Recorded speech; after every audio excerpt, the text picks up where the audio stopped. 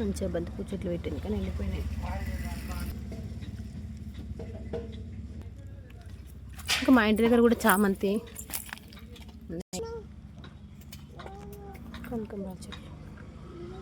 లేకపోతే పక్కన వాళ్ళు ఇక్కడ అంతే ఊళ్ళల్లో మంచిగా పెట్టుకుంటారు, ఇంటింటికి ఇట్లా చెట్లు పెట్టుకుంటారు. మేము ఇంటికాడ కాకుండా ఇట్లా బావి కాడ అప్పుడు ఇంటి ఎంత పెట్టుకునేది. మా బావి దగ్గరనే ఉంటామన్నమాట, ఇంటి పక్కకు ఉంటాయి. Hi hi hi.